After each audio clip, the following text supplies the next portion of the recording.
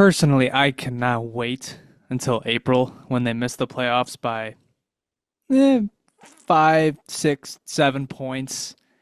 And immediately the conversation becomes, man, if only they didn't lose 13 straight games back in November and December. Cannot wait I've for it. I've already been over this. We got 3 points during that stretch, so we're gonna be good. I've laid it all out. We did what we needed to do during our losing streak. I guess you did call it a little I bit. did. You might have been onto something there. I was ahead of the curve.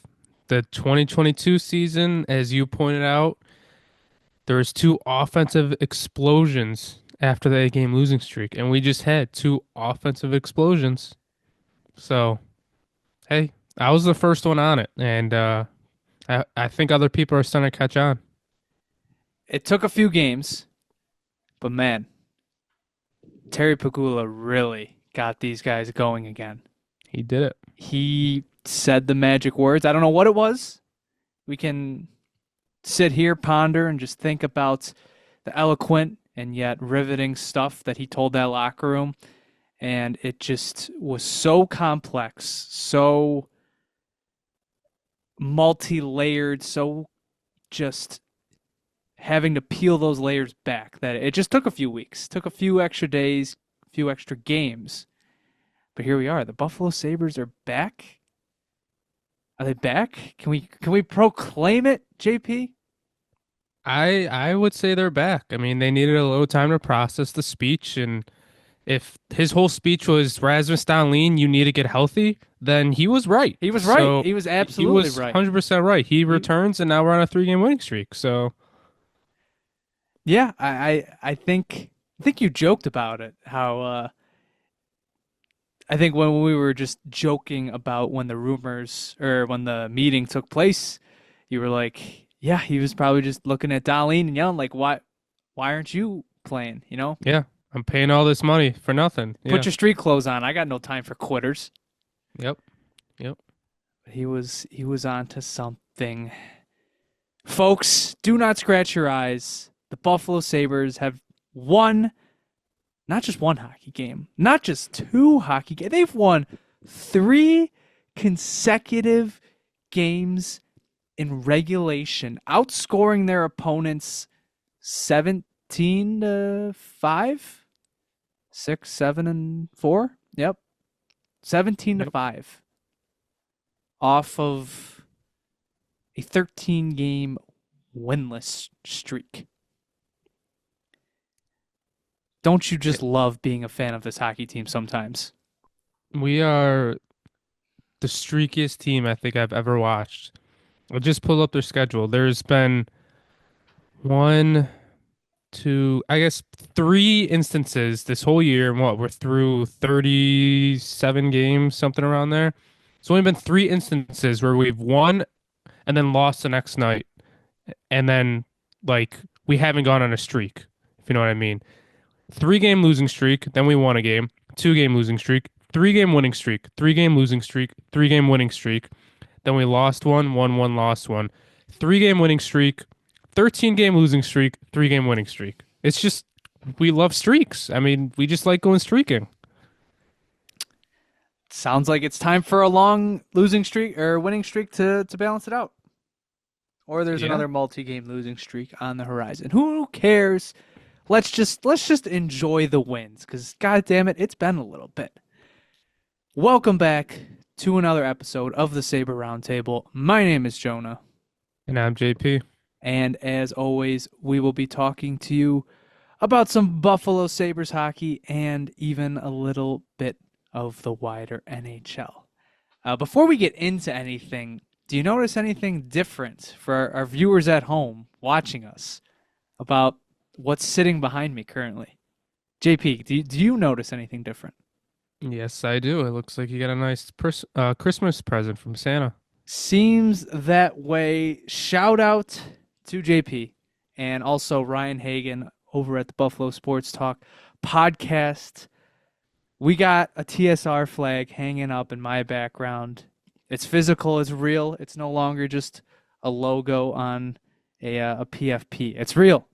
I will always have this, and since I've hung that up, 2-0.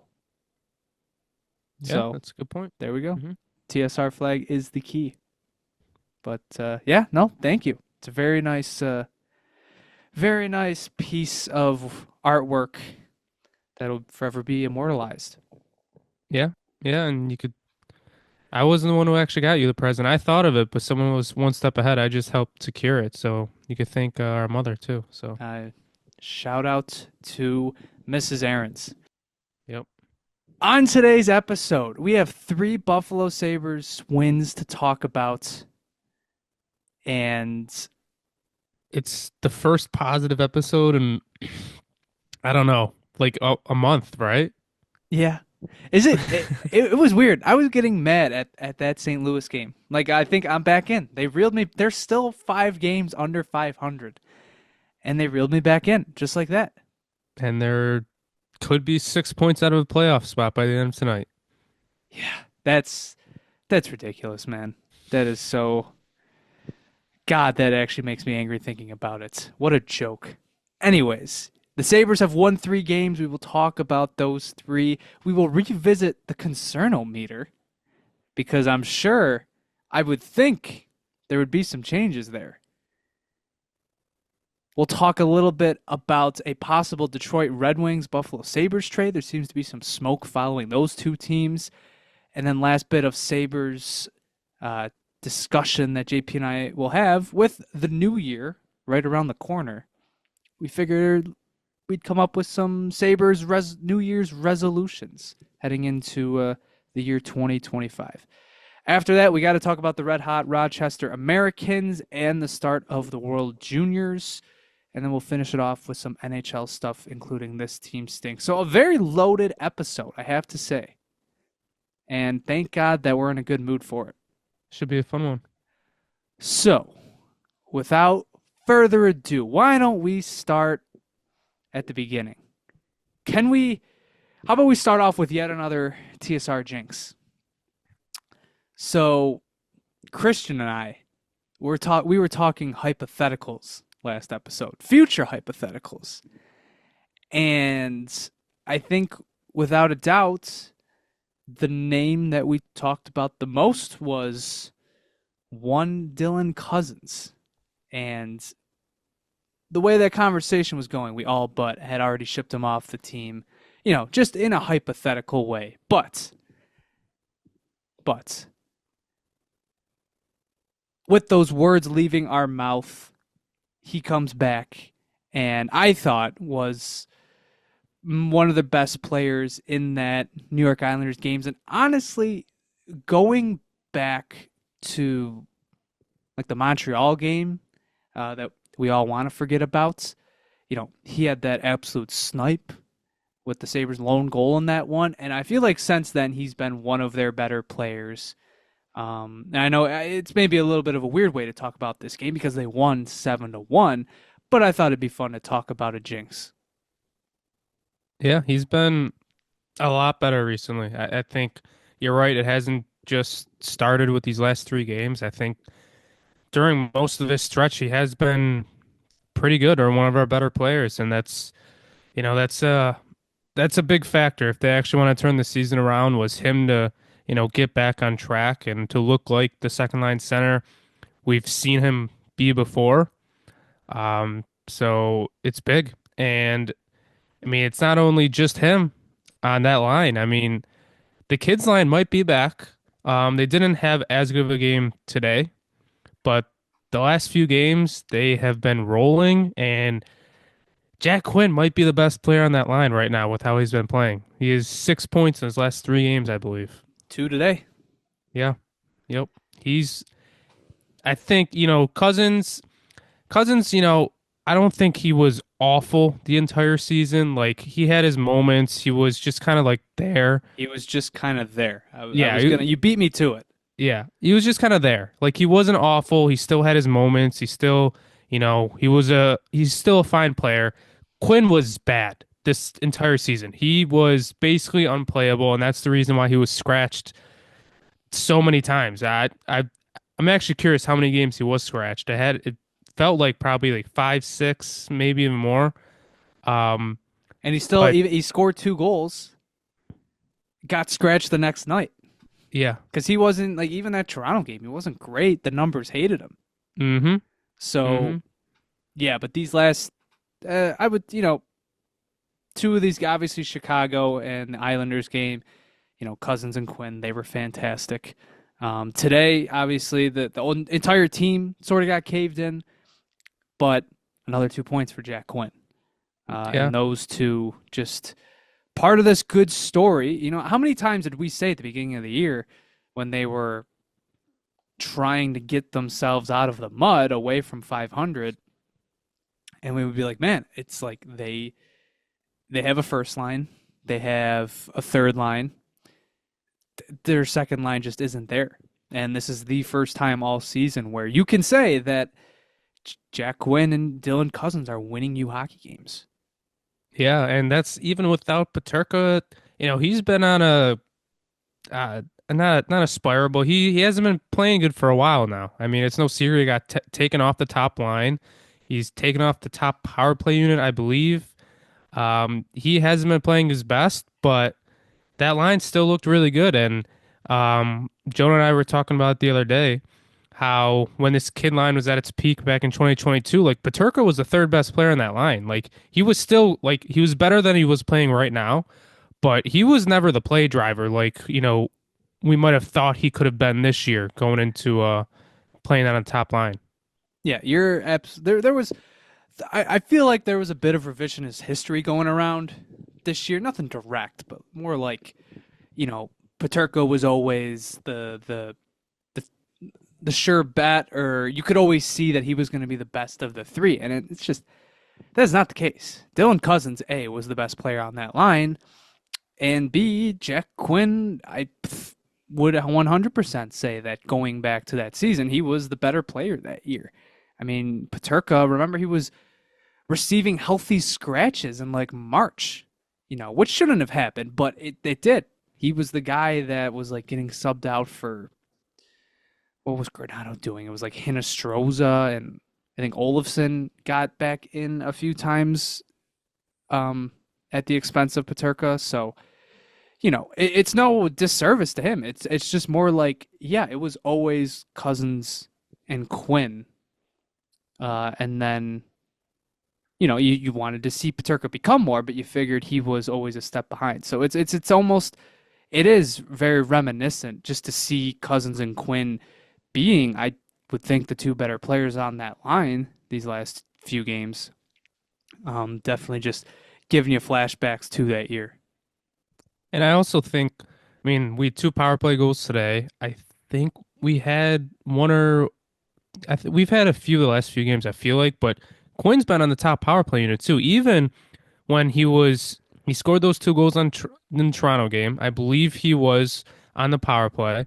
Then he was scratched, and then when he came back, he was still in the top unit, and it's been better. I mean, the one power play goal today was because of one of his plays. So he's, No, both he's were. having an Both were. impact on it.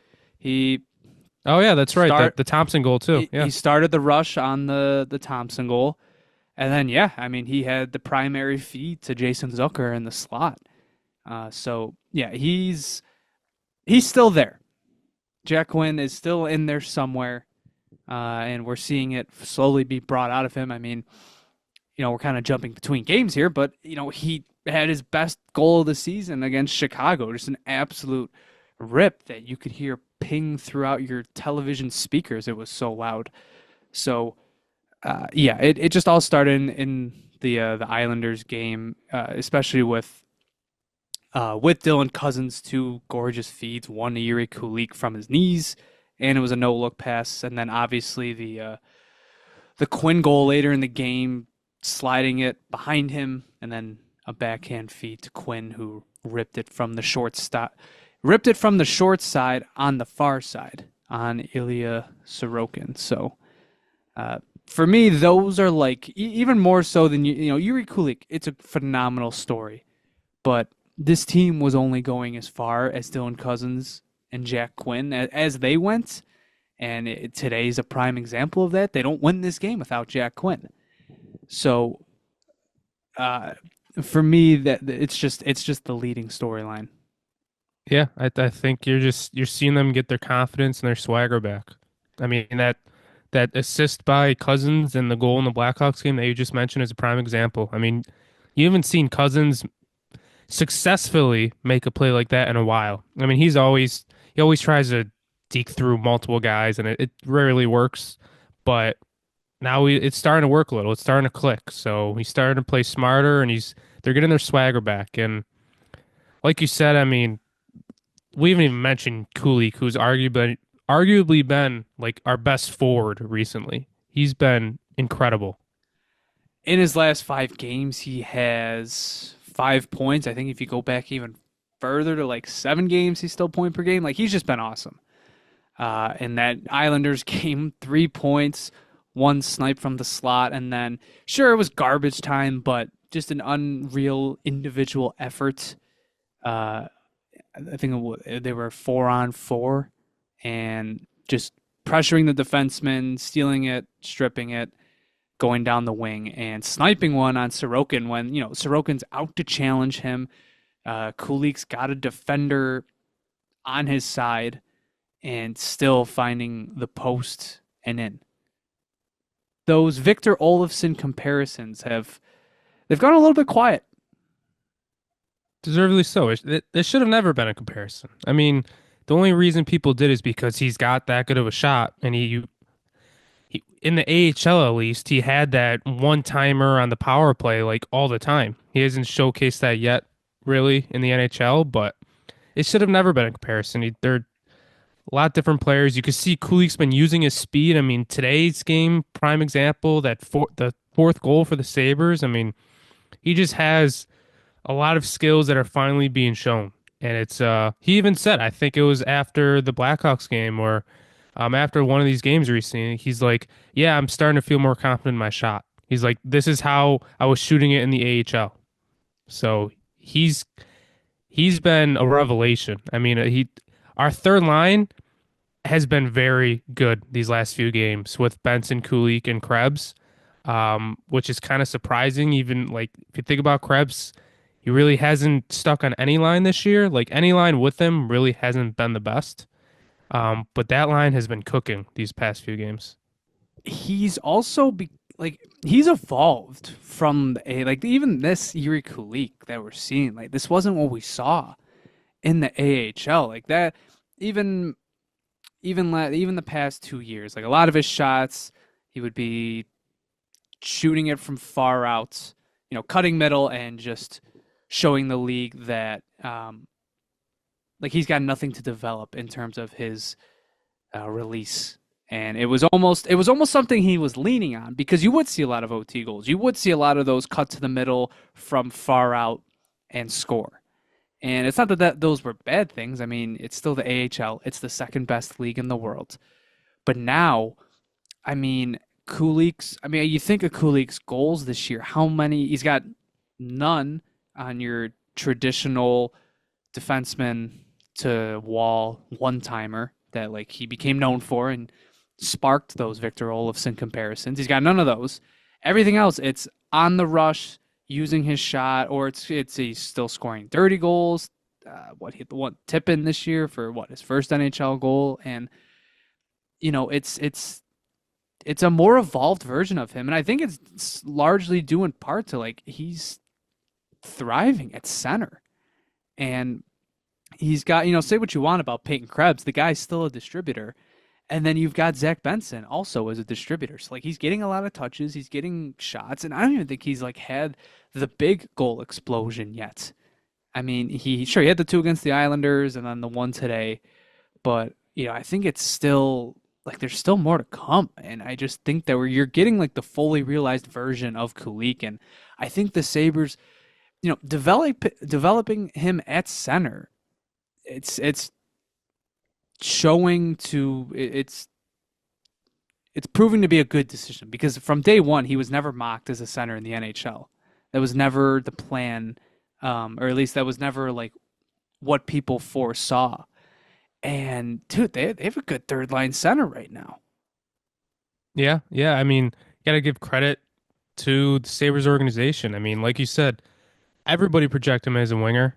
Even this year, while he was with the Sabres and he was struggling, people are saying got to switch him to the wing. Like he's a winger, but he's been awesome as a center. Um, it's funny because you said how he would rely on these long distance snipes in the AHL a ton. Our good friend Derek, who has been on our Jeopardy episodes and everything, that was always his criticism of Kulich, that he just has long distance goals. It's not like he's actually like doing anything. He's just shooting it with his shot and beating the goalie. And you're right. He's been making these plays happen. And he's been carrying that line. I mean, it's been really fun to watch. I even saw someone recently say like, "Oh, we need a third line center." Like our third line center is on this team right now. That's at least it's looking that way. You got with how Tage Cozens is starting to return to form, and with Kulich developing, like you have a center spine for possibly years to come. And I know just weeks ago, we weren't. It was a completely different conversation because Kulich wasn't playing that good. Complete. Cozens wasn't playing that good. Kulich wasn't even at center for most of that stretch. I mean, he had that strong stretch in California, but he was the only like him. What was the line? It was him, Zucker, and Quinn. That was like the only line showing any life, and they were sacrificing the rest of the lineup for it. So like they couldn't do it. But finally, like this trio of Kulich, Benson, and Krebs were thrown together, and I remember when he first put them together, and it's just you just kind of like you almost say to yourself, this combination, they're not gonna last, and it's just one of those weird things. Chemistry is a weird thing. Chemistry is a very, very weird thing, and it's worked out well so far. Yeah, I think it is really interesting for the lineup too, because I think for a while, like Benson, at least, to start the year, obviously the third line was cooking with McLeod, Greenway, and Benson, or actually Zucker. It was Zucker. But now Greenway's hurt, Zucker's on the top line. McLeod's on the fourth line now. He hasn't been as good. And none of these players really had a definitive spot in the lineup. Like Benson was going up and down, up and down. Same thing with Krebs. I mean, there were games he was on the top line, because they have a fourth line they envisioned coming into the season, and Krebs has kind of earned his spot on this 12-man forward group. But none of them had a spot, and now they all have their third line spot, and I think it's perfect. You're not forcing anybody up into a role that they shouldn't be in. And I think you're seeing some more offensive tendencies out of Krebs too. I mean, he's been the worst player of the three, but I think he's been better. I mean, he scored today. I think he had a goal the other day too. Like he's this is more the role that I think Krebs should be in. A third line doesn't have to be forced to do anything. But he still has those offensive tendencies that he shouldn't just be stuck on the fourth line like he's been in past years. It's going to be really interesting to see what they do, and it's still a ways off, but when Jordan Greenway does come back, if everybody is still healthy, and potentially they have another forward in this group, we'll talk about Detroit. It's gonna be interesting. I feel like either way, maybe they ship out, even if it's like a forward for defenseman trade. I don't think anybody in the top 9 is leaving the lineup except for Peyton Krebs. So, Greenway coming back is maybe they do bump him down to the fourth line, but he's been a decent middle six player when he's healthy. So, it's a good problem. It's a very good problem to have, and especially for a team that, for most of this year, you were really down on the forward group. I mean, look, it's a 3-game stretch. It's 1 week, but you're seeing really encouraging things from Cozens and Quinn and Jiri Kulich. And even Zach Benson, man, like he has been sneakily good all year, but this stretch especially with Kulich, like he has been awesome. And I think it sucks that, because the team is so young and because that's a fatal flaw that just has not been resolved as much as it could. You forget, like, Zach Benson is 19 years old. It's his sophomore season, and he's putting up, I mean, yeah, the counting stats aren't there, but he's 19. And, you look at any advanced metric, his RPM is ridiculous. His anything relative to the rest of the roster. I mean, I saw the other day, like, who posted it was Kevin on Sabres Twitter, and the best Sabres duo of a defenseman and a forward is Rasmus Dahlin, shocker, and Zach Benson. That's the best duo. Analytically, at least. But Yeah, yeah. well, yeah, analytically, of Yeah. course. If you're going by expected goal percentage, and that's ridiculous. And it's, you know, like I said, it sucks because at the end of the day, yeah, the team is still too young, but Zach Benson's not a, he's not a problem of that whatsoever. Jiri Kulich isn't.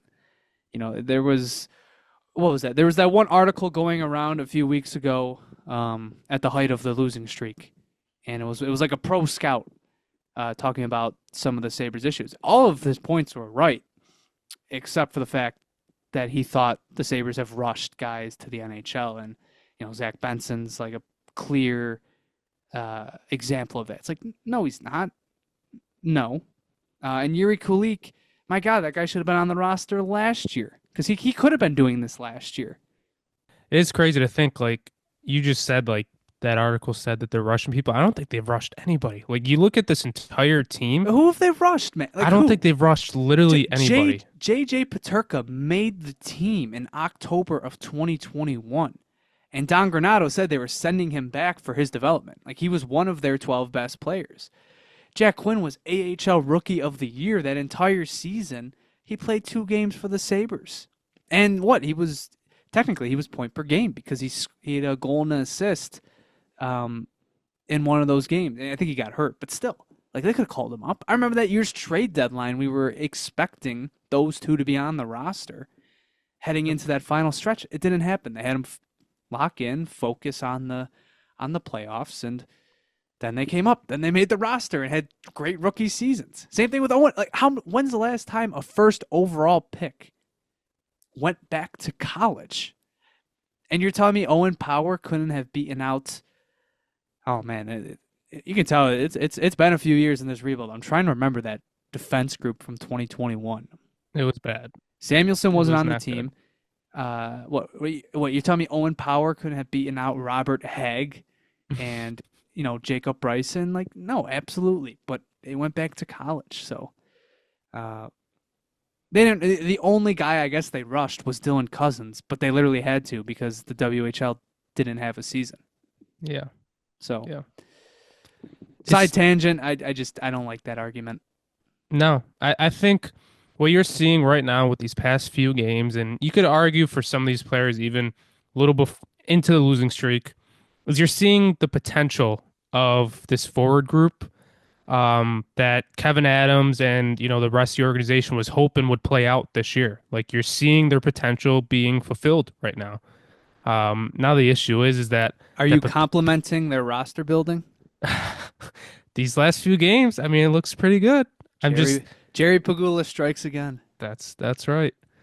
But I'm just the problem is that the potential is not always going to be filled. I mean, the first 30 games, the potential was not fulfilled. But I mean, at least you could see what they were hoping was going to happen this whole year. And I mean, it's at least working out right now. And before we move on, I meant to make this point earlier, but I forgot about it. The Jiri Kulich, like developing into a different player than he was in the AHL, having more skill sets. It kind of reminds me of Jack Quinn when he came out of the AHL.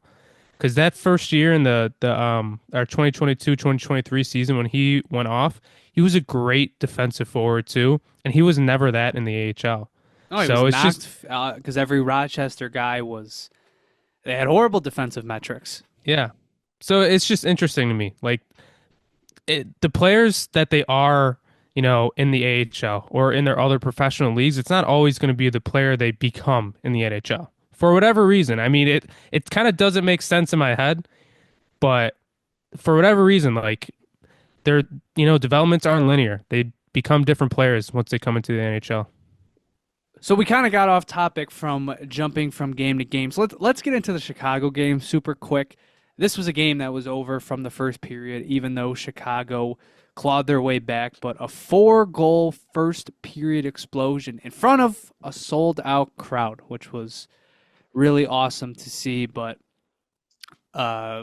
first goal, Alex Tuck getting a hat trick in this game. He's been super quiet. I think he had one goal in his previous.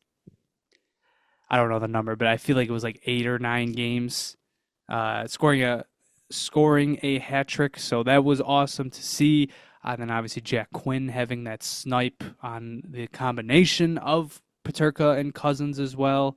And then finally, the fourth goal of the period was, I don't remember. Who was it? Fourth goal of the period. Didn't Cozens have a goal? Cozens did have a goal. There you go. Coming down the slot and ripping one. Thank you. It's the biggest thing I got out of this game is they pulled their goalie and put in their and backup, they won. And we won. And they won. And we won. When they made it 4-2, yeah. I think like, oh, everybody no. was thinking the same thing. Like they're actually going to blow this game. Yeah. Yep. Yeah. Everybody had that thought for a second, but obviously it would not come to pass. The Sabres pick up that 6-2 win versus Chicago, and just like that, they win 2 straight games. I do have to say, I totally forgot about the NHL's rule for travel post-Christmas. So Chicago was on a flight at 6 a.m. that morning, traveled to Buffalo, then they skated that morning, and then obviously had to get ready for the game later that night. So, yeah, that first period starts to make a bit more sense. I mean, what were the shots? 12-1? I think they credited them one shot. At some point in the second, I think it was like 19-3. I think it was like well into the period too. So, yeah, I mean, it was domination through most of the game. But I mean, speaking of the rules, not all teams do listen to that. So it is nice to see that, the Blackhawks listen to it because for whatever reason, the Dallas Stars thought they could break a rule. You want to know why they broke that rule? Because of the Sabres. New Year's Eve, that's why. They were like, oh no, this red hot, they're back. And they're coming to our arena. We need to be ready. Yep, that's right. 2 great offensive explosions. And then we get into today's game, which was a very, very different experience against the St. Louis Blues. The Sabres win 4-2. MVP of the game absolutely goes to Ukko-Pekka Luukkonen. He was brilliant. 35 saves, over 2.5, not over, but about 2.5 goals saved above expected per Evolving Hockey's model. He was fantastic, and it gave me, what today's game reminded me of? The California road trip. Didn't play good. Found a way. Yeah. Power play helped them win this game today. How Two many times did we goals. say that over the losing streak? If we just had a power play goal here and there, we would have won. But yeah, the power play goals. And coming when they needed it most.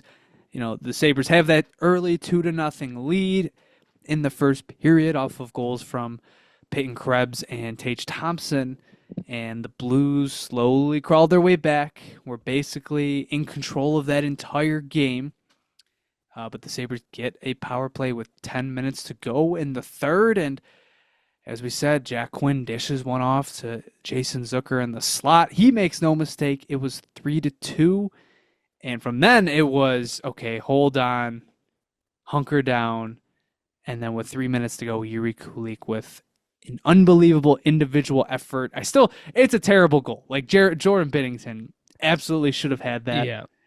Initially, I thought he sniped it like top corner over his head, but then I was like, oh, it's 5-hole. At first, because you could tell he wanted to pass it to, I think Benson was trailing the play, And at first, I'm about to say the words like, shoo, and then I see the puck go through Binnington's legs to give the Sabres a 4-2 lead. They would hold onto it, but I sort of brush over the fact that it was not easy. Ukko-Pekka Luukkonen, as I said, was the MVP in this game, and good for him because he's had a rough stretch. I mean, he was fine in Long Island, but even the Chicago game, 2 goals on 17 shots, not a bad game, just nothing stellar. And before then, he was pretty bad during the losing streak. So this was a nice return to form. I think you could just say that special teams in general carried this game and was the reason we won. I mean, we had 2 power play goals, and the St. Louis Blues were 0 for 4 on their power plays. I mean, our penalty kill, it feels like it's been better recently. I think they were showing, how much time our penalty killers had played, and like Samuelson had a ton of time on the ice. And I think he's been, a difference maker for our penalty kill since he's been back. But I would say overall, I would. Yeah. I would say overall, Mattias Samuelsson has been pretty good, and he's been in an elevated role with Owen Power, so I can't complain. I was thinking about bringing that up too.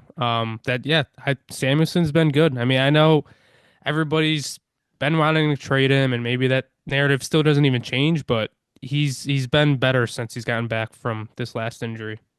But yeah, special teams won us a game. You can't say that much for these Sabres. You cannot say that very often, so gotta take your victory laps when you get them. Last thing, before we get off of these games, if there was ever any doubt as to who the MVP of this roster was, it was solidified. Rasmus Dahlin is without a doubt. I mean, he is the heartbeat of the team. He is the captain for a reason. They sorely missed him. And I think if the narrative of, if only they didn't lose 13 straight, I will always retort with Dahlin was not playing at that time. And he has not just come back and played well. He has been pretty unbelievable, especially in those 2 games against the Islanders and the Blackhawks. I mean, in these 3 games combined, these past 3 games, he's got 7 assists in those 3 games, which is the most in a 3-game stretch since Brian Campbell in 2007. Yeah, he's the leader, he's the captain, the MVP. Is without a doubt their guy. And you've seen Byram, I think, be even better since Dahlin's been back too. I mean, I think Byram was, even while Dahlin was out, he was still playing pretty good, but Byram and Dahlin, I mean, that's your top pair. They were cooking early in the season, and now they're, cooking again. So it's not just for, all the assists and everything. Like, Byram plays better with Dahlin too. Here's a hot take, and this is wider Buffalo sports. So, best athlete in Buffalo, without a doubt, is Josh Allen. Matt Vince. Oh yeah, Josh Allen. I mean, Bandits players kind of ruins this conversation because relative to their sport, they have like the top 5 players in the league. Yeah, But I'm talking like, yeah, is it a hot take to say that Rasmus Dahlin is closer to Josh because he's the number 2 athlete in Buffalo? I don't even think that's a hot take. Like, he is.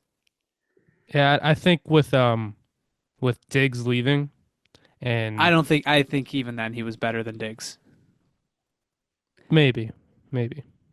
But it was close. But now there's no number 2. I would say Dahlin is closer to 2 than whoever your number 3 athlete is. Yeah, I don't think that's ridiculous to say. That's not ridiculous. That's not ridiculous. That's not ridiculous to say. No, I'm trying to think who would even be 3rd. I mean, that's the thing with this Bills team this year is there's no, other than Josh, there's nobody like absolute stars. I mean, maybe no. Probably some Benford lovers out there. I was gonna say like Benford. I mean, Cook's having a great year, but there's no. I don't think there's a clear 3. But I think you're right. I think the number 1 and 2 are very, very clear. Hmm. Yeah, you throw Bandits players in here. I mean, dude, Yeah, relative to their sport, is Josh Byrne better than Allen I mean Dane Smith and and Dane Josh Smith? Byrne. Yeah. I mean, they might be. I mean, they're unbelievable. Anyways, back to the Sabres. So great 3 game stretch, all fun, very fun stuff. Um, we can hop into America's favorite segment, the concernometer. So no shock, no surprise. The last few weeks, it's been at a 10 for all of us. Well, okay, there was a little bit where JP was a 1, um, and I have a feeling we might be back to that discourse again today. But concernometer on a scale of 1 to 10, how are you feeling about this Buffalo Sabres team after this 3 game win streak? Well, like we mentioned earlier in the pod, and like I've mentioned in previous pods, I am ahead of the curve. They had their 2 offensive explosion games, so they're still on track to be that 2022-2023 team, and they got points during their losing streak. So I am not concerned that much. I will say I am at a 1.5. A And 1.5. I'll tell you the only reason I'm putting that point 0.5, these past 3 games have been against non-playoff teams and bottom feeders. The next 3 games we're facing Dallas, Colorado, and Vegas. So this will be a true test. It will not be easy. I mean, even after that, Washington's been really good this year. I mean, that's our next 4 games. So we've we've played probably the worst 3 teams we're gonna face in a long time. So we're gonna really have to. We can't play like we did today. Basically, if we play like we did against The Islanders in old Chicago, the we're old good. travel hockey coach. You play like that today Yeah, against insert top yeah, rival here. You're yeah. gonna get destroyed. Yep. Yeah, no, you're right. It's a tough. It's a tough stretch. I mean, yeah, Dallas on Tuesday. What Colorado on Thursday? Yeah, Colorado on Thursday. Vegas on Saturday. Washington on Monday. And then I guess the schedule does get lighter with Ottawa, Seattle, as we get farther into January. But yeah, this West trip it's big. If they come out of it with a winning record, if they go 2-1 in these next 3 games, I think you're feeling pretty good. As for my concernometer, everything's great. I think today probably rose it back up a little bit. So, to not be too facetious about it, I'll be I'll go with 7.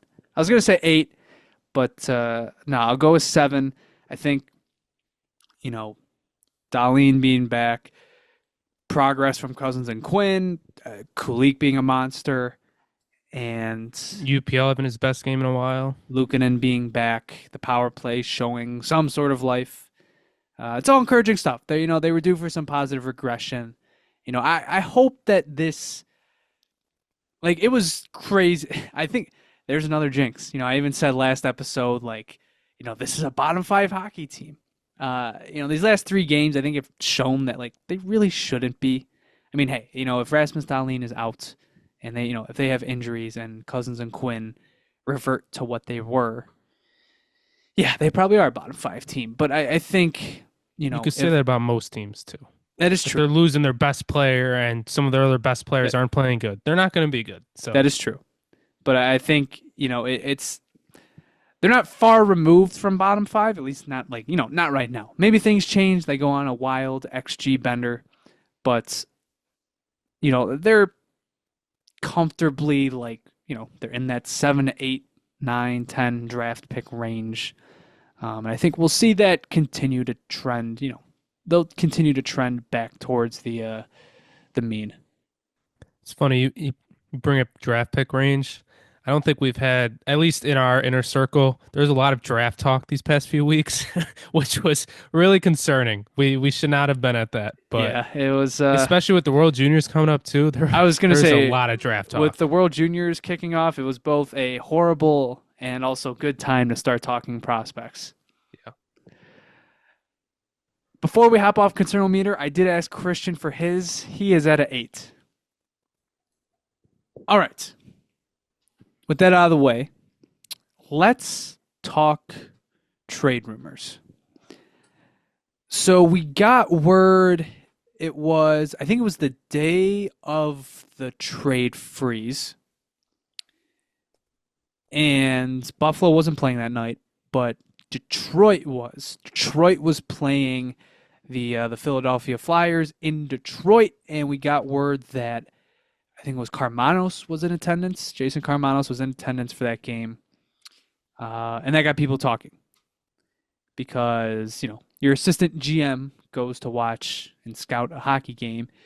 Yeah, they're probably looking at something specific, and then that continued to snowball when on Hockey Night in Canada, Elliot Friedman goes on the panel and basically says, nothing groundbreaking, but basically says the same thing, that Buffalo and Detroit have been watching each other and they were looking at something shortly before the roster freeze, so continue to watch that. And I also neglected to mention that against that Friday night, the Red Wings had somebody in Buffalo, and then Jeremiah Crow, the director of pro scouting, was also in Detroit again. So there's some smoke here between the two teams. A lot of smoke. I mean, if you remember last year, when we eventually traded Mitz for Byram, Karmanos was at like the last game before that trade happened. They were following. I don't think it was just that game. They were following Colorado around for a while. Yeah. I think that was a trade that had been talked about for a long time. So it just reminds me of that. So I think if you got your assistant GM and director of pro scouting following a team, I mean, I think that's a lot of smoke. Now, granted, teams have people at games all the time because they're always looking at stuff, but to have your assistant GM and director of pro scouting specifically following one team, I mean, that's pretty significant, at least in the trade rumor space. And it's an interesting combination because you have two division rivals who are, they're at the bottom of the standings, but they're near each other in the standings. So you don't see that very often. But it does seem like there is something there between the two teams. The question is who? Like, I was just about to get into. So I think, first of all, we have to state the obvious. Rule out everybody with a no-trade clause. It's not happening. Nobody's waving to come to Buffalo at this moment. I mean, they are Detroit's a better city, but Detroit might be Detroit. They might be low in the standings. I still don't think they're going to waive to come to Buffalo. So rule out your Andrew Kopps, JT Compfers, Dylan Larkin, obviously. And yes, rule out Patrick Kane. It's not happening. It's never going to happen. It would have happened if he wanted it to happen. It's not going to happen. They will not trade for Patrick Kane. And he certainly will not waive to come here. That would be funny. If they tried to get him and he's like, I'm not waiving. I don't want to come help you guys. So who does that leave? What players on that roster? Who has the clauses? Because at the end of the day, that is likely who they're going to be after. Here's the list of guys: Lucas Raymond, Michael Rasmussen, Joe Veleno, Marco Kasper, Christian Fischer, Jonathan Bergeron, Tyler Mott, Moritz Seider, Simon Edvinsson, Eric Gustafsson, Albert Johansson, Alex Lyon, and Cam Talbot. So immediately you're going to cross out. Like, we're not going to see a core swap here. It's not going to. There's definitely not going to happen. So Lucas Raymond, cross off the list. Moritz Seider, cross off the list. Also, there's guys, I guess, in the AHL that they could trade for, but they wouldn't be scouting people in person. So if there's a name that maybe I'm neglecting that's down there right now, like, well, what if they trade for Jack Campbell? Well, I don't think that's going to happen. Looking at this list, there's one name that jumps out at me, and I know, JP, you know who it is. Michael Rasmussen. That just sort of seems like the name. 25 years old, middle six, center.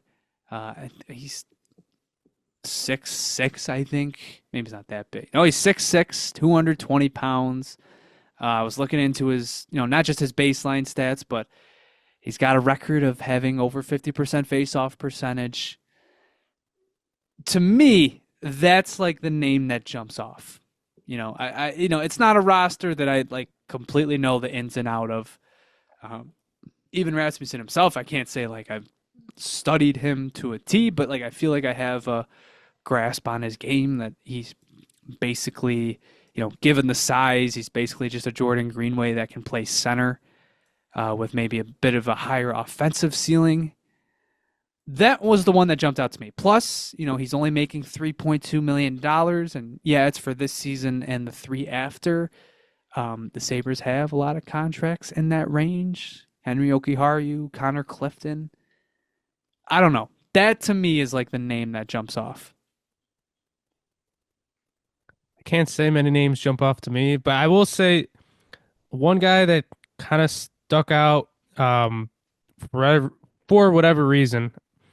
Red Wing stuff has been popping up on my feed, and I saw that. I mean, they had a coaching change. We're going to bring that up, but that the new coach is going to try Joe Veleno up in a higher role. So if you want to, start the conspiracy, they're putting him up there to show him off for the Sabres. Could think of it that Could way. be. I mean, Could he's be. a young player. I saw a little Red Wings discourse that might finally unlock him. That he has talent, just hasn't fully been unlocked. I mean, last year he had 28 points, 20 the year before. Other than that, I Yeah. can't say many of these names really stick out. I mean, like we kind of said earlier, like none of our guys in the top nine are probably getting, moved, maybe Krebs, but like we're not looking at a significant trade here, it looks like. Yeah. The Veleno is like, he's kind of like Krebs. He's kind of like that young guy that has found his way into the bottom six, and they're looking to unlock it. So maybe there's a 1-for-1 swap I there. was gonna say. Maybe that would be kind of boring, and it would really fix anything. But maybe that's your swap. But that is like Rasmussen is like the one. You take out Raymond, you take out Sider. Even Marco Kasper. They're not going to trade him.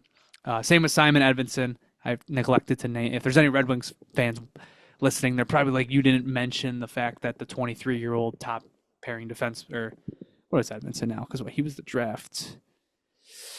Ooh, this is bad. I don't know, but he's like 22-year-old top pairing defenseman.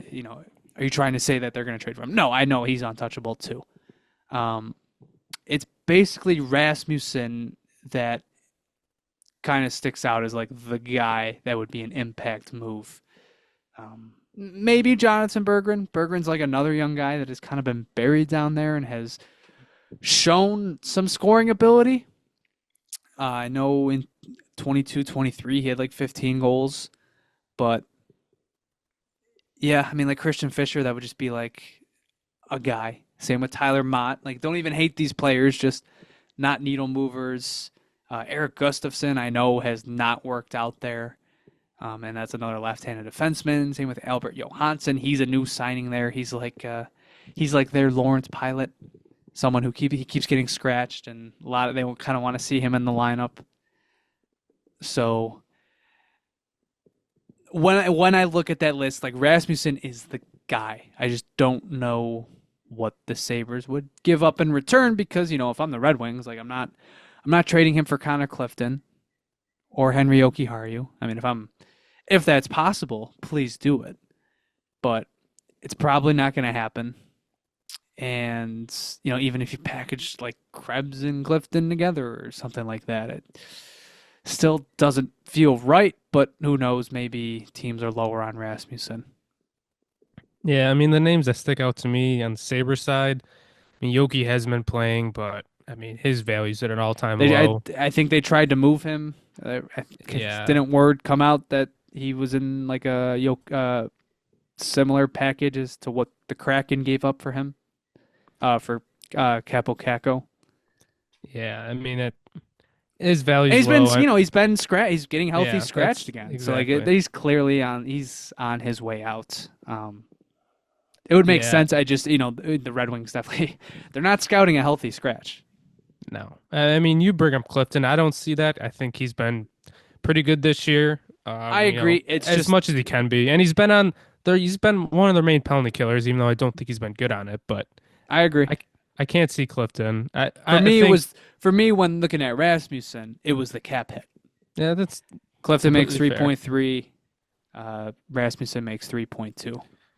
But I mean, we have a lot of cap space, so hopefully, on our side, hopefully it doesn't really matter. I'm Hey, not sure about the Red Wings cap hey, space. 100 grand into the pocket of Terry. It's a good day at the office. Um, I think I mean, honestly, if they're looking to make like a, I think Krebs makes the most sense. Um, I also think Lafferty hasn't worked out with us.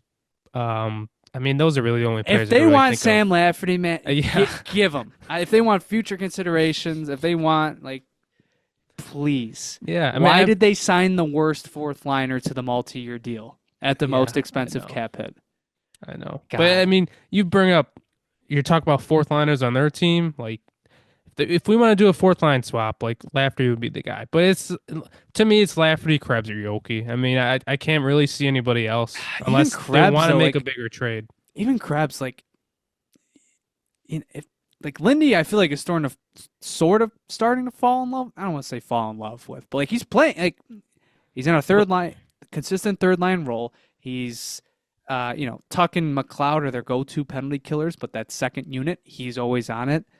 Isn't he on the second power play unit as I well? was gonna say, out of any of the coaches that Krebs has had, Lindy's given him the most chances. He was on the top power play unit at one point. He was on the top line with some injuries happening. Like he's been all over the place. So I would say Lindy definitely likes him. Yeah, so it's going to be interesting.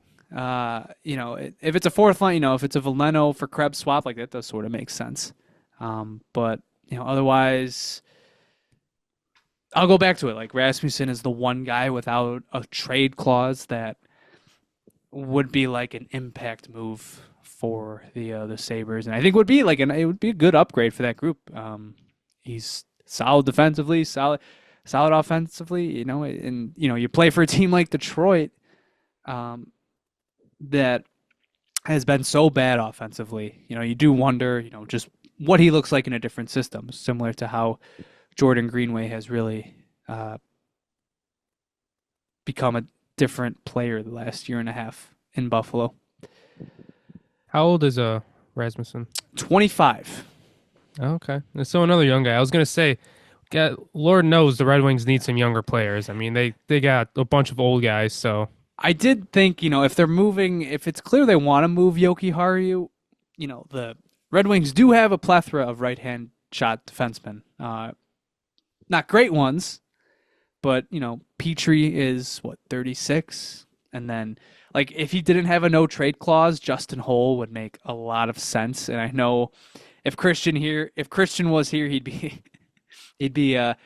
smiling right now. But Holl is just perpetually a guy that just has a bad reputation when his numbers aren't horrible. It's just he makes bad mistakes and always gets played higher than he probably should. But he would be an upgrade on Yoki Haru, and if he has good chemistry with Power, then maybe even Connor Clifton. So I wouldn't be opposed to that, but he does have a no trade clause, so I kind of wrote him off. But we will continue to see that storyline develop. We'll see if that trade that they potentially had prior to the roster freeze gets completed. Sunday trades don't typically happen. I'll be interested to see if Friedman talks any more about it on 32 Thoughts tomorrow, or honestly even today by the time this episode comes out. So we'll see how that storyline develops. it is kind of funny to me that during the entire losing streak, there were no rumors, and now we've won multiple games. Well, we won one game, and then rumors started to come out. Well, Like they not kind of put themselves in a corner when the owner said nobody's coming to help you. that is true, So, but Kevin Adams said that's not true. That's not what was actually said. So okay, whatever he says. All right, last Sabres thing with New Year's right around the corner. JP and I thought it would be fun to do a quick exercise of some New Year's resolutions for the Sabres. It's like any other New Year's resolution. Something, a goal, some sort of benchmark that the Sabres should have for the calendar year of 2025. JP, what is your New Year's resolution for the Sabres? are we just doing one each, or can we do multiple? You can do multiple. Okay. I mean, because I think at the end of the day, everybody's New Year's resolution is going to be to make the playoffs. So I just wanted to get that one out there. But one of the big ones that I was thinking, I'm thinking of special teams. I want the Sabres to be top half of the league in the power play. Right now they're 29th, so that's going to take some time to get up there. Like they're currently at 14.6%. I don't know if that includes today's game or not. 16th is 21.8, so that's like a 7% difference, but they got to get a little hot. Yeah, if the power play comes on, they can make this push. So my New Year's resolution is for one of them is for the power play to get a lot better. A resolution that I had for the year of 2025, get Owen Power a defensive partner, please. It's enough. And I'm talking about for the whole year of 2025. Doesn't have to be, tomorrow. Doesn't even have to be by the end of this season. I'd prefer if it was. But in the summer, into next season, get that guy a partner that is right-handed and doesn't fling the puck into the air every time the minimal amount of pressure is placed on him in his own zone. Are you talking about Yoki? I'm talking about Henry Jokiharju. I was gonna say. I mean, Samuelson's been better recently with power. No, it works. I just even Samuelson. It's like it shouldn't have to come to this. Be a serious team. Get one of your franchise talents someone he can actually play with. I got another one. Since yours doesn't, it might be this offseason where we solve that. Let's find. Can we make a top 6 edition? Like right now, I mean, Jason Zucker is playing on the top line. He's been very good this season, but realistically, he doesn't have a future with this team. So there is a spot open on that top line. We thought Peterka was going to solve that, but that's not happening. So some sort of top 6 edition would be awesome. I mean, hypothetically, it's like you any make names a top in mind? 6 edition.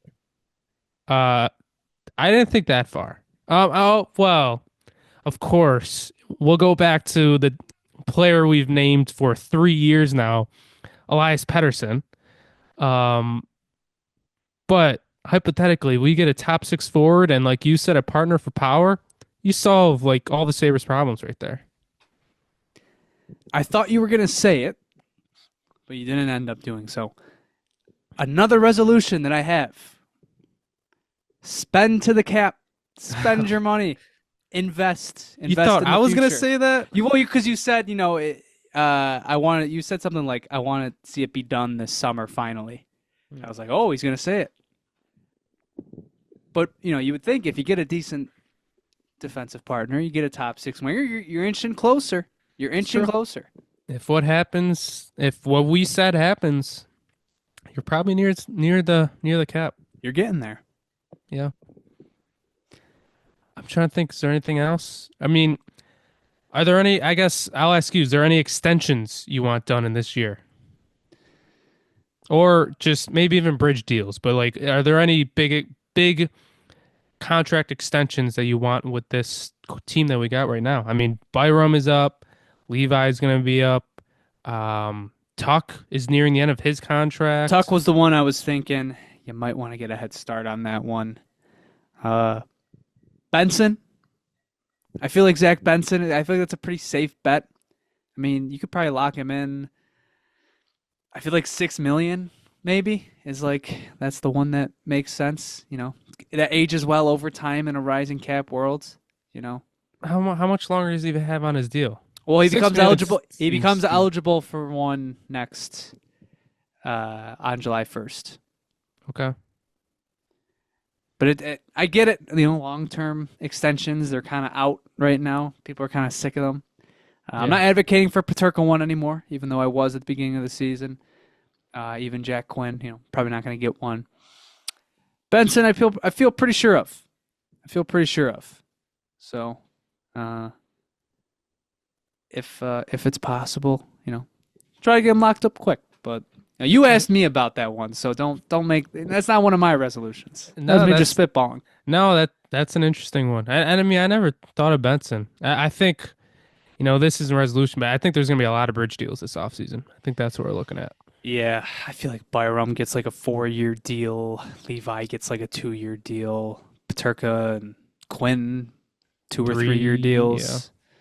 I feel like Peterka, Quinn get long bridges. Yeah, it'll be interesting. Last one I had. I'll only say it because I saw it on Twitter today. Shout out the Bowen Byram fan account.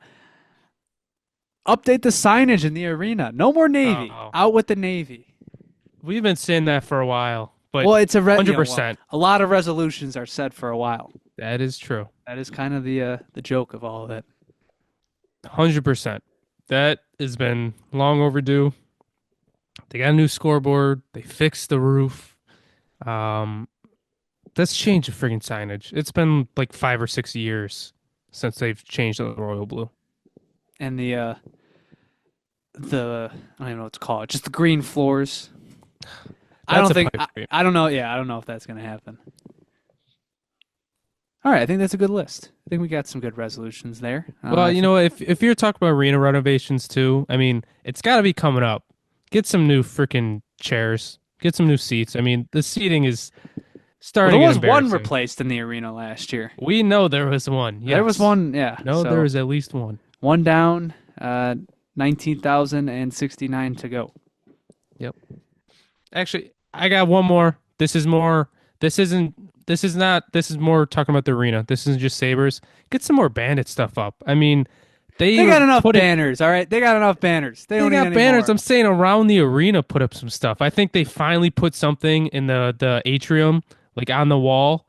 There's something, but there's no Bandit stuff anywhere, and they've been significantly better than the Sabres during this stretch. Like, they need to put some stuff around the arena. Throw some Bandits alumni into the mural. See, there you go. Do something. Yeah, show some Bandits love out there. I'm trying to think where you would put it. I don't know. I mean, there's pictures of random Sabres players all around the arena. I mean, you could just replace a few of those with some Bandit stuff. A random who? Like alumni? I feel like that's a bit different. Yeah.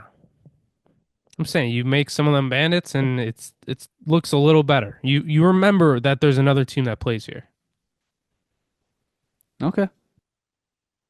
I will not endorse that one. That is purely JP. But hey, once Matt Vince retires, there better be like a statue or something. That's enough. Jonah's favorite player. Enough. We've had 2 Matt Vince name drops on here. That's enough for one episode. And I might not be done. Oh, great. All right. That's enough Sabres talk for today. It's a lot of it. We'll move on really quick to some prospects talk. We'll start with the first place in the North Division and tied for first place as of recording in the American Hockey League, the Rochester Americans. I think the last time we had a proper segment dedicated to them, I think that was like a month ago, maybe even more. They were sort of spiraling, like kind of inching closer to 500. As of December 29th, they are tied with Calgary for first place in the American Hockey League. Also Hershey. God damn, Hershey every year, man. Yeah. Every Yeah. friggin' year. They're inevitable. But yeah, I mean, especially, I mean, they lost their best player in Kulich, and they've gone on this run recently. And I mean, even this last week, they lost Hellenius and Wahlberg. oh yeah, that's right, to the World Juniors. Yeah. Great to see last night Mason Jobs having 2 goals in an overtime win against Utica.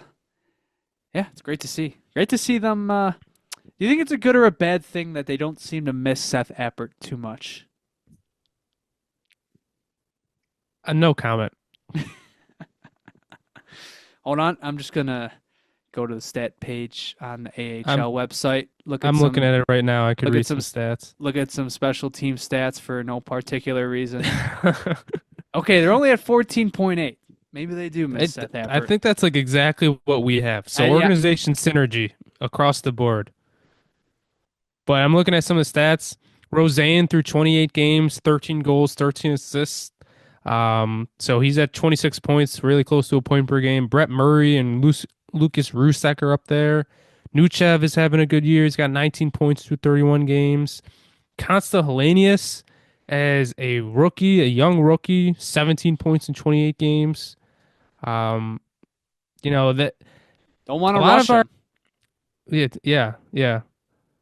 But a lot of the young players. I think Oslin just came back. I just saw a post today about Novikov, how he's been I was gonna good say I saw time some here. discourse about him. I mean, I remember at the end of last season he was like a plus 22, which is like not the biggest plus minus guy right here, but that's a pretty sizable amount. And then this year he's got a plus 16. So I've always viewed that stat as more of an indicator of good play. And from what I've seen, it seems like Rochester fans have grown to be very fond of him, and he's on a positive trajectory. Yeah, and I mean, at the end of the day, Devin Levi, he's 10-2-1. And That right now that he's rock. I would have to say, like the last time that we talked about the Amerks, he probably was not on the roster. So I think this No. stretch is due in large part to the Beast himself returning.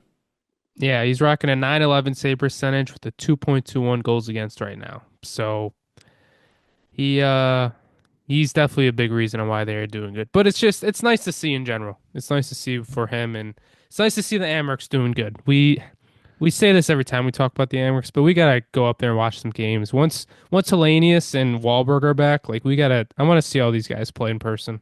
I agree. It'll be interesting to see. They probably don't send Kulich back for a playoff run.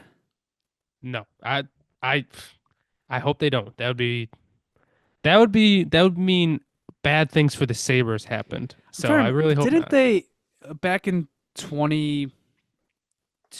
No, well, because 21-22, Samuelson was on the. Didn't Samuelson get sent down for those playoffs? But I think he was hurt. Wasn't there a I bunch think of people that got sent down? yeah, but I think because Krebs played that playoff Yeah, I was run. gonna say I know Krebs did. And I think Samuelson would have played. He just got hurt like the last game of the season in Buffalo, or the second to last game, which Surprise, surprise. a little bit par for the course. But I do remember there being because he was slowly getting. I think if they had won, because they lost to Laval in the semis, I think they said if they got to the conference finals, he would have been back. So that he had a long stretch in the NHL to that point. Same with Krebs. So, and I remember, Krebs made the roster like late December. So maybe they do it. Maybe. Probably not, though. There's really nothing more for him to learn. I mean, Krebs was what, 20? Well, Kulich is 20, but, Kulich is already far beyond what Krebs was at the same age. All right, moving on to the best tournament in hockey. The 2024 World Juniors have kicked off, and the Sabres do have 6 prospects participating. Adam Kleber is with the U.S., also with Brody Ziemer. Consta Hellenius is with Finland, Anton Wahlberg with Sweden, Maxim Sturback is with Slovakia, and then Norwin Panocha is with Germany. We can talk about what went down today. Brody Zemer, who has 3 goals and an assist in his first 3 games. He had 2 against the U.S.'s blowout against Germany, and then he had a big-time goal in the U.S.'s failed comeback versus Finland today. I've said it since like the moment he was drafted. That dude's just a dog, and I think that guy's an NHL player. Every time I've seen anything about him, it's impressive. Like he's a very, very good player, always making a difference. Like it's nice to see, especially on this level where, you're looking at some of the best players at their age group, and he's not considered to be one of those top players. He's more of like a middle of the pack guy. I believe, is he the captain of this team too? I know he was whatever team last year. Was This he the year's captain U.S. last team, year? probably not. It's probably, and I think Leonard is Leonard. Yeah, Ryan Leonard, 100% Okay. is the captain. But that's more the player that he is. But he's been making. I mean, like you said, he's got a bunch of goals. Like he's playing great. Yeah, I think I compared him to a like a Zach Benson light, and I think that's kind of. I think I still see that as of right now. I just kind of see that similar sort of dog, if you want to call it that, in his game. So this should be fun to keep watching him play. Anton Wahlberg, who's one of the guys you would expect to dominate this tournament. I mean, he had a 4-point performance in Sweden's blowout against Kazakhstan. Maxim Sturback, he's logging big minutes for Slovakia. He had 23 minutes played against Sweden, and he led the team with 25 minutes against Switzerland. So I got to see him play in Buffalo a few months ago when Michigan State came, and he was pretty impressive. And you're seeing more minutes he's being entrusted with, which is kind of the trend wherever you see him play. So that's good to see. Konsta has been sort of quiet to start here, but when they lost to Canada, they got pretty dominated. But whenever I turned to look to see Finland in the offensive zone, Hellenius was on the ice. He was one of the few guys I felt was actually attempting to do anything. And then he had I know he got his first point of the tournament with a nice no-look pass the other day. So probably want to see him jump a little bit more, but hopefully we'll see that as the tournament goes along. It's always tough. You're an AHL player. You probably feel like you got all this pressure to come back. Like Kulich, I remember there being a lot of talk. Like he had a slow start to the World Juniors last year, I think it was. Maybe it was the year before. It's tough. Like you make an AHL roster and you're being sent to this quote unquote lower tournament, trying to live up to expectations. So it's not always easy. And it's a different game. I mean, AHL, everybody talks about it's a very physical league compared to a lot of the other leagues. So I could assure you that this tournament with young players, a lot of skill going around, it's a completely different game than it is for the AHL. So it's definitely a little bit of adjustment. Why don't we talk about Canada for a split second? Oh my God. That is unbelievable. It's crazy. I said it to myself during the game, and I'm like, I doubt Latvia's ever beaten Canada. And then the announcers did me one better by saying that they had won 3 round robin games ever. I think it was 3 ever. That was their 4th. That is ridiculous. That was an unbelievable upset. And it wasn't like, of course, Canada had like 55 shots. But even then, like Latvia, they were in that game. Like that was pretty even. They put up a good fight against the U.S. the next day. Like the U.S. still won kind of convincingly, but like the shots were even. Like it's a gritty, well-coached Latvian team, but that was funny to see it go down in Ottawa. To see all the reactions afterwards. I mean, we've seen some like really questionable decisions by Team Canada, even in the past few years. Like in 2022, them not taking Matthew Savoy was kind of a weird thing, but you could just kind of attribute that to like a personal vendetta. Savoy going to play in the USHL during COVID, but like this year was something else. No Michael Misa, Carter Yamikchuk, Zane Perek didn't go. Andrew Crystal, like all these phenomenal talents. It's not like it was just one big snub. It was like all these guys, and like even somebody like Crystal or Yakimchuk, all these guys that like been drafted, like they're older, like they are experienced, and man, just taking. I'm enjoying all the Easton Cohen hate. Gotta love a Leafs prospect being hated on pretty thoroughly. So that He was was the one who funny. did the triple fake in the He like shootout, the right? triple fake in the shootout. I saw one tweet saying like, God, this guy is like the most selfish player I have ever seen. Very funny stuff. Always funny Yeah. to see Canada fail at a national level. Yeah, I mean it's been happening quite a bit recently, I feel like. I mean, I saw someone tweet about it that Canada hasn't brought a Stanley Cup home and I don't you would probably know closer. Isn't it like 20 years, It was 15, nine. 20 All right, it was years? 93. It's been over Oh my 30. God. It's been over 30. They're not putting up good performances at the international level. Like hockey's always been known as Canada's sport. I don't know if you could really claim that these past maybe No, decade. if they don't, I mean, it's gonna be tough for them not to win a medal at the Olympics. If they somehow do not win a gold medal at the Olympics in a Russian-less or not, well, yeah, Russian-less Olympics most likely. Yeah, and even this year at the World Cup, it'll be or the Four Nations, whatever. If they don't win it, yeah, it's gonna be interesting to see what people have to say about that development system. Not to mention you have all the off ice shenanigans too. So very interesting time for Hockey Canada. All right, moving on to some NHL stuff. Why don't we start with the Detroit Red Wings? The day after Christmas, December 26th, Derek Lalonde and assistant coach Bob Bugner were relieved of duties, and immediately Todd McLellan was signed to be the next Detroit Red Wings head coach. It was really weird when they released it. I mean, they released it the day after Christmas. Like, do you think the guy? I a You think thought went through like my head that Christmas Eve, Christmas, a like thought went through my head that he might have been fired on Christmas. yeah, or I mean, it could have Probably even been not. Yeah, could have been Christmas Eve. I mean, it's just really weird timing. Like, it's not even like they waited for the roster fees to be over or Thursdays when games were happening, or no Fridays when games were happening. There were no games on Thursday.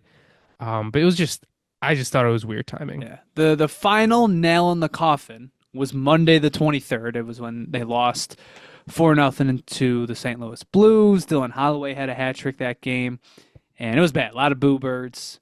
I don't remember seeing any fire Lalonde chance. Like there had been talk he was going to get fired. Like he would probably heading into the season, he was like the coach on the hot seat. But given that, if you ask me, this is more Yzerman's mess. His roster. He kind of came at the media though, didn't he? He was asked some question I Well, saw. if you have a better way to Oh yeah, rebuild, yeah, feel free. Let me know.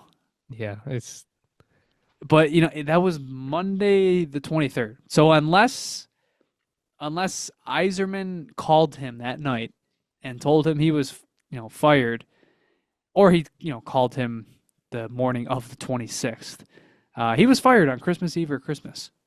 Crazy, crazy, crazy. I don't hate the McLellan hire for them. That's people roll their eyes at retreads, but that's a guy he's won a lot of hockey games. I was reading up on some stuff like he kind of became notorious because he brought the 1-3-1 to Los Angeles, but when he was in Edmonton, they ran the 2-1-2. So like he's kind of seen as a coach that adapts. And Lalonde, from what I could tell, was kind of a Granato type, not somebody that was like gonna get on his players super hard when things were going bad. And McLellan, I mean, what the quote coming out of practice the other day was, just play hockey. You've been doing it your whole effing lives. So definitely a bit of a culture shock for that group. yeah, and I saw a tweet too saying after their first practice with McLellan that it was their longest practice of the year, and it was only like an hour long practice. So Red Wings fans were up in arms in the comments saying, I It's mean, got that's got to be typical though, right? I don't know. I mean, longest of the year. I mean, so what? They're having half-hour, 45-minute practices. Like, it doesn't even have to be like. I mean, you think about the NFL, they have walkthroughs. I mean, that happens sometimes. You might just walk through in a practice. Especially you think about morning skates. They're not going all out. Like if I don't know, I think that is crazy that they've never had a practice that was an hour long with Lalonde. Like, I mean, you would that's think like interesting. training camp skates definitely have to be an hour long. So if those were not long, Well, then that's yes. also what I was wondering. Yeah. Yeah, then that's definitely some cause for concern. But uh, McLellan just picked It's up his first win tonight against the Washington Capitals, so good for him. But it didn't start out well. They lost what 5-2 to the Toronto Maple Leafs, so that was a bit of an introduction to the Red Wings as a whole. So it'll be interesting. Like I said, I like the hire for them. Really don't hate it. I did kind of figure they would be the Quenneville team. I really did. Just kind of made sense. Original six team, and there had been some smoke there. So a little surprised they went with McLellan. Bit of extension news here. Mackenzie Blackwood, who had just recently been acquired by the Colorado Avalanche, signed to a 5-year extension worth $5.25 million. It's a gutsy call for somebody who had only played 4 games with them to that point. yeah, it's interesting to say the least. I mean, he has been good this year. There's no doubt about that. I'm not saying that this Mackenzie Blackwood isn't worth 5 point whatever, but been a rough couple of years. I mean, he had that one good season with New Jersey, and I think it was the COVID season. Maybe it was the season before then, but it's looking at his stats now: 21-22 to 892 save percentage. The next season an 893. Last year he had an 899 with San Jose, and then this year he had a 911. So goalies are voodoo. I don't know if we've said that on here before. They are very weird. But this is it's an interesting call for Colorado, considering they kind of did the same thing with Alex Georgiev after acquiring him, signing him to that long-term deal, and I don't think they were too pleased with how that one aged. So this one will be interesting to watch unfold. Yeah, I saw that they're calling the Wedgwood and Blackwood duo the Lumberyard. So The that is kind lumberyard. of cool that they're gonna be calling. I do like that. And you Yeah. got Miles Wood as well. There's a lot of Yep. woods on Colorado. Yes, there is. Yeah. I did just pull up Blackwood's goals saved above expected numbers from Evolving Hockey. So dating back to 1920, in 21-22, he was a horrid minus 14.57. The year before that, he was a minus 12. But in 1920, he was a minus zero point 0.5, basically break even. 22-23, he was 0.4, so break even. This year, he's at 4.6 with Colorado and a 6.41 with San Jose. And then even last year, he was a plus 11 goals saved above expected. So maybe I'm being a bit too harsh on it. Those are pretty solid numbers the past couple of years. So good chance that one ages fine, but also an equally chance it does not. Last thing here, 40 days after he broke his fibula, Alex Ovechkin is back and has already scored multiple goals. He scored tonight, and then obviously he had scored against Toronto. I mean, the Russian super soldier jokes kind of write themselves here. Yeah, I mean he's a specimen.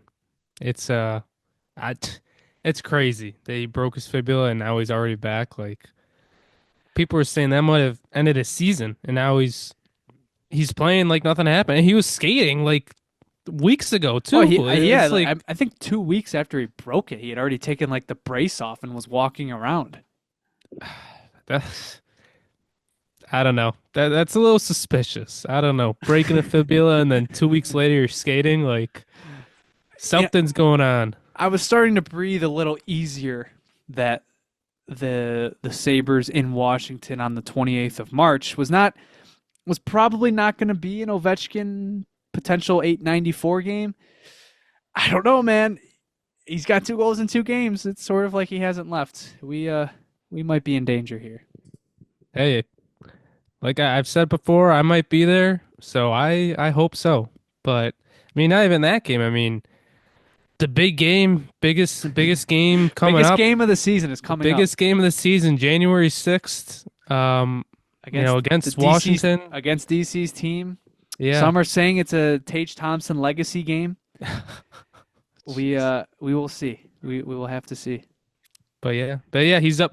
I mean, that's Ovechkin being back. I mean, that does play into our next 4 games too. Like, I don't think anybody was expecting to see No. Ovechkin suit up again against the Sabres until maybe March, and now we're facing him in about a week. So Just in time. Yep. Just in time. All right. I think we've gone long enough for today. Actually, you know what? I'll sneak in a few checking in with old friends segment. A lot of segments today. We'll start with Tyler Myers. How about that? Did you see that video going around? Yes, I did. An unbelievable sequence in by the way, Vancouver blowing a 4-1 lead with less than 5 minutes to go against Seattle the other night. But in overtime, Tyler Myers leading basically an end-to-end rush, curls around, misses a wide-open JT Miller, leads to a breakaway. Vince Dunn wins it in overtime. He missed like both of them. Like they were both in passing range, and he put it perfectly in between both of them. Very funny stuff. And now I'm guessing you know what the other one I was going to say. Jeff Skinner. I actually wasn't going to say Skinner. You can talk about Skinner. I mean, Jeff Skinner, I saw that he has been at like a career low of like minutes played, like averaging career low of minutes. He's been playing on their 4th line, and I believe he was healthy scratch today. For Derek Ryan. Yeah, old teammate from Carolina, funny enough. He scored 37 goals on that guy's wing one year. Yeah, I know a lot of Oilers fans are not too happy with his usage, but they also don't really blame the coach because he just hasn't been producing. So I mean, it's just funny kind of looking back on it. I mean, all the Oilers fans thought this was a slam dunk move. Why would the Sabres do this? And it's not working out. I mean, I'm a little surprised it's gone this bad. Well, I agree with that. Yeah. I mean, they're talking about moving him, or at least Oilers fans talking about moving him. Well, you get healthy scratched. I mean, yeah. 6 goals and 12 points in 35 games, minus 11. Like, yeah, it sucks, man. Like, I hope they don't trade him because, god damn it, dude. Like, let him play in a playoff series once, please. Yep. Yeah, that stinks. It seems like he's hit that aging wall, and I wish I could take more of a victory lap on it for Kevin Adams, but unrealized money and whatnot.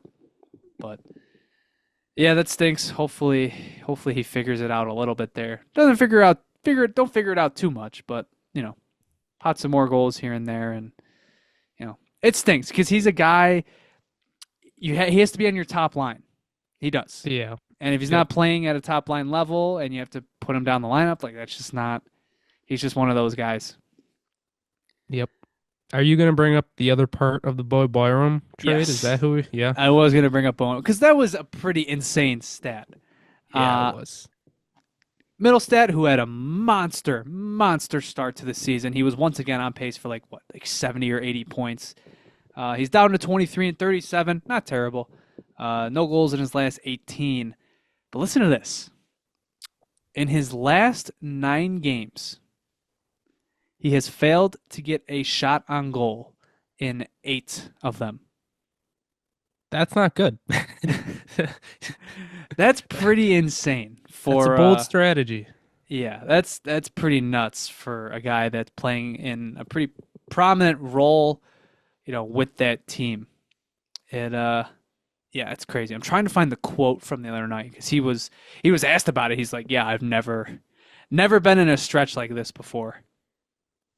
Yeah, this is a tweet from Evan Rawal. I think he's a Colorado guy. Casey Middlestat registers a shot on goal, his first in 5 games. Talked to him about it today, as well as Bednar. And he said, I quote, I haven't really had something like this since I was really young. Yeah, it's not a good sign. Not a good stretch of play. No, it's weird because almost every time that we've done the checking in on old friends segment, it's been these players are playing really good. I mean, Olofsson, Mitts early in the year, but now it's kind of the opposite. I mean, Skinner's not playing good. Do you want Olofsson and Eric Robinson stats? No thanks. We don't have to bring them up. Okay. But well, they're good. But so I'll just leave it. I'm just saying it's kind of going the other way. And as much as you kind of want to take a victory lap, they're not on our team anymore. Like it's. I'll take one with Middlestat because there was. Yeah. It was very annoying at the start of the season. You know what? It was very annoying. And you haven't seen it hasn't flipped. Part of that because the Sabres are not doing well, but it's not like there's been some Byram propaganda or anything. It's just the Middlestat propaganda was insane to start this year. Yeah, you're right. You are right on that. And we never flipped on that, but most of Sabres Twitter did. I also Zemgus Girgensons. I mixed up my stats because I said Jeff Skinner seeing a career low in minutes. I actually meant Zemgus Girgensson right now is seeing a clear low in average minutes played with the Tampa Bay Lightning, and he has 0 goals and 2 assists this year. So he, that is unusual for him. That is unusual for him. I mean, that's what I'm saying. He had 3 or 4 consecutive 10-goal seasons, and that's interesting. All right, one more segment before we get off here. Yeah, this is a lot. We might have to start spreading this out. One. This is a long episode. This team stinks. Which team? I'll give you a hint. It's not the Buffalo Sabres. Finally, after quite a few weeks. But this is one team that we have talked a little bit about, but we definitely need to bring up this time. The New York Rangers. It's not going well on Broadway. They currently sit last place in the Metropolitan Division. Think about that. The Flyers are higher. The Blue Jackets are higher. And honestly, the Blue Jackets are kind of having a good season. The New York Islanders are higher. Nuts. In their last 10 games, they're 2-8. In their last 14 losses, they've been outscored 59-23. And listen to this stat. This is what I think it's true, but I saw somebody from Rangers Twitter put it out there. They've already clinched a worse record this year than last year's President's Trophy winning team. They could win out. And they would not have a better record. Wow. That is crazy. That is nuts. Absolutely insane. I saw a stat that I got pulled up. This is from Sportsnet Stats on Twitter. Rangers' Igor Shesterkin has now allowed 5+ goals in an NHL worst 11 games in the 2024 calendar year. I mean, there's the story of the team, right? Because he's the team. And if he's not doing well, neither is the team. Yeah, it's tough. That fan base is also at a wit's end with Mika Zibanejad. And unlike, the most first-line centers, I don't think he's going anywhere because he has a full no-move clause through 2030. Wow. They're not in a good spot. Yeah, he's going to be 37 when that contract ends, making $8.5 million. That's for a power play merchant. Basically, yes. And he's been that. Even when they were good, he was a power play merchant. Yeah. Not going great for Chris Drury. I saw there was talk about Laviolette. I have to find the quote. Larry Brooks, who I'm sure everybody knows, the beat writer for the New York Times. or not the New York Times. The what name is it? Oh, I'll find it. New York Post Sports. That's what it is. Here's a quote from Larry Brooks. The Rangers have quit on their coach. They have quit on the organization. They've quit on themselves. They've quit on each other. They have quit on the fans who pay top dollar to fill the Garden. And they have quit on New York. Visceral attack. It's not going easy. Not going good there. And gotta give them a little credit. They've tried to make moves, and it's still not working. They moved out Trouba, they moved out Kako, and they've only gotten worse pretty much since both those moves have happened. Tough go for the Rangers. It's gonna be an eventful lead up to the trade deadline, I would imagine. Chris Kreider was receiving healthy scratches again, but he made the Four Nations roster. Don't forget about that. He made Four Nations. So did Trocheck. Well, Trocheck's pretty good, but yeah, that team stinks. You hate to see it, but as a Sabres fan, you love to see it. But more than that, you love to see it. Okay, I think we're done. I think we covered all our bases today. This was a long one. Yes, it was. We had a lot to cover.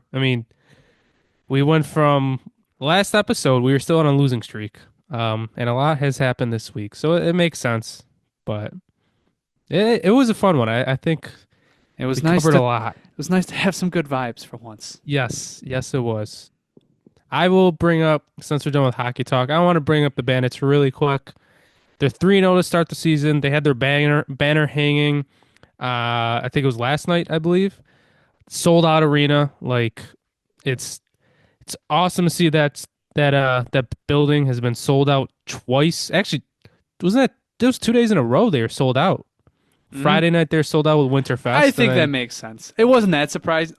That's people were. I saw some tweets going around during the Blackhawks game, like, "Look at this sicko fan base." Well, it's a holiday weekend, Friday night. I would be more worried if they didn't sell that out. But yeah, still awesome to see. It was awesome to see the Bandits get to sell out. That there wasn't any ticket fatigue there. Yeah, and that game was sold out days before. I remember I wasn't looking, but I saw a post on Twitter, and there were no tickets available. So, and on their banner night, they won 13-6, and Jonah's favorite Matt Vince saved. How many? They had 6 goals. He saved 88 shots that night. 88 shots. That's crazy. But he had a 94% save percentage in the NLL. But Bandits are starting off hot. And actually, since we were talking about ticket sellout, I did see something. The Carolina Hurricanes sold out every single game this year. And the reason I saw the post and I want to bring it up is, not so long ago, there were talks that, Carolina, they weren't selling out. They weren't bringing good attendance numbers. There's a little talk about relocation. If the Sabres can just get back on track, we will be selling out every single night. If Carolina can do it, the hockey-hungry fat market that we have, we can easily do it. So it doesn't take much for the Sabres fan base to be back. Just make the playoffs, and they'll sell out every single game next season. Wise words from Jiri Kulich himself. All right, folks. I think that's going to put a wrap on this one. Got a lot to friggin' edit. But we thank you very much for listening. If you want to follow us, you can follow us on Twitter at the Sabre Report, also on Instagram, TikTok, and Bluesky at the Sabre Report. If you listen to this on YouTube, thank you very much for listening. Be sure to like, share, and subscribe. If you want updates for the pod, you can follow us on Twitter at Sabre Report Pod. Big win for the Buffalo Bills today. 40-14 against the New York Jets. They clinched the second seed in the AFC. Not next week, but obviously playoffs are coming up soon for the Bills. Hopefully hopefully this is the year. Be sure to go give our friends over at the Buffalo Sports Talk podcast a listen. They will be breaking down this week's game, also the playoff scenarios. There's a lot of teams still fighting to get in. Obviously, the MVP race is coming to a close. Although I guess I don't think they're talking that much about it anymore from what I've heard. They're kind of over the whole discussion. Yeah, quote unquote. Quote unquote. Yeah, but if you look at our Twitter timeline or you look at BST's Twitter timeline, you'll see a different story. Yeah, they're still talking about it. Yeah, that discourse is ridiculous. Yeah. It's so annoying. Yeah. It would be funny if after all this time, Allen, it's his year, or Lamar, no, he's got to get his third, or even Saquon, if Joe Burrow cashes in his money in the bank contract, if the Bengals get in and just steals the MVP from everybody. Yeah, I mean he has the best numbers. Like Yeah, I know. It's crazy. It is nuts. Or if they just named co-MVP too.